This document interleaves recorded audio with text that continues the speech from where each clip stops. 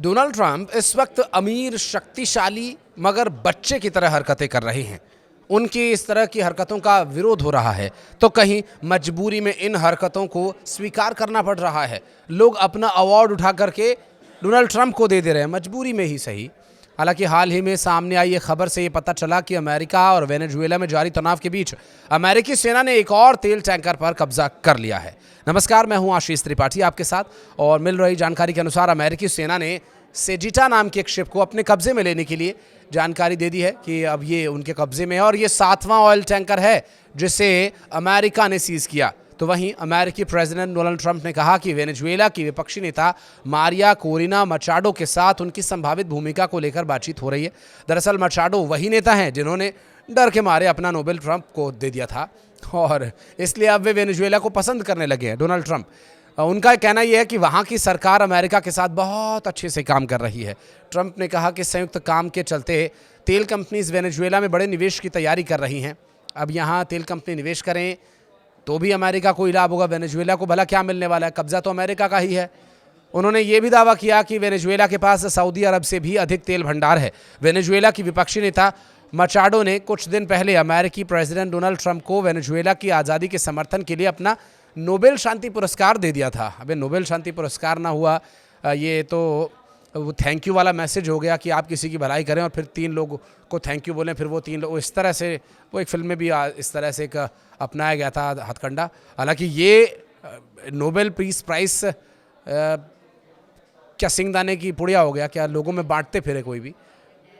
Trump ने मचाडो की तारीफ़ की क्योंकि मचाडो ने अपना नोबेल शांति पुरस्कार उठा करके ट्रंप को दे दिया कि ये लीजिए, कुछ आपको थोड़ी ठंडक तो मिले, क्योंकि बहुत परेशान थे वो डोनाल्ड ट्रंप कि मुझे कोई नोबेल पीस प्राइज़ दिला दो, जिसकी वजह से भारत को भी टैरिफ और झेलना पड़ा था।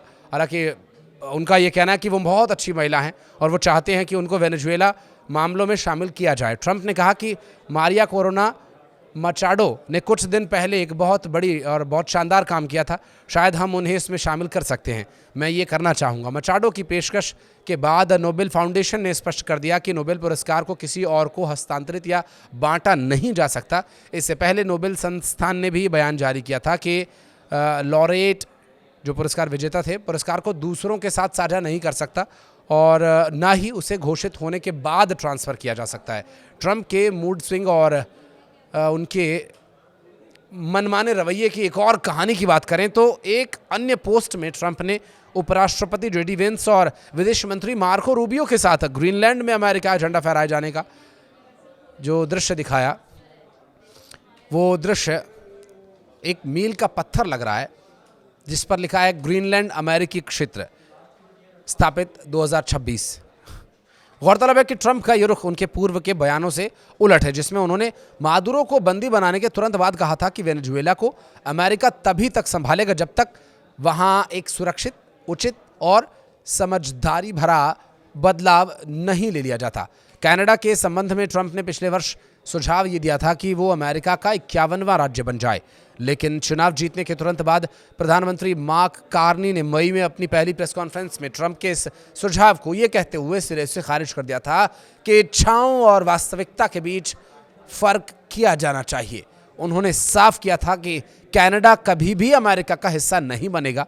और मंगलवार को अमेरिकी राष्ट्रपति ने नाटो महासचिव मार्क रूट के साथ ग्रीनलैंड के बारे में टेलीफोन पर बातचीत की और कहा कि ये दावोस में कई पार्टियों से मिलेंगे। पहले ग्रीनलैंड पर अपने रुख को दोहराते हुए इसे अमेरिकी और दुनिया की सुरक्षा के लिए बहुत महत्वपूर्ण बताया। इससे पहले ट्रंप ने डेनमार्क और ब्रिटेन समेत दूसरे यूरोपीय देशों पर टैरिफ लगाने की धमकी दी थी जब तक कि वे ग्रीनलैंड को अमेरिका को बेचने के लिए सहमत नहीं हो जाते। उन्होंने चेतावनी दी थी कि अगर कोई डील नहीं हुई तो 1 फरवरी 2026 से 10% और 1 जून 2026 से 25% टैरिफ बढ़ा दिए जाएंगे। और वो कर भी क्या सकते हैं। बहरहाल इस वक्त ट्रंप की मानसिक स्थिति को लेकर अगर आप कुछ कहना चाहें तो कमेंट सेक्शन में ज़रूर बताइएगा। धन्यवाद।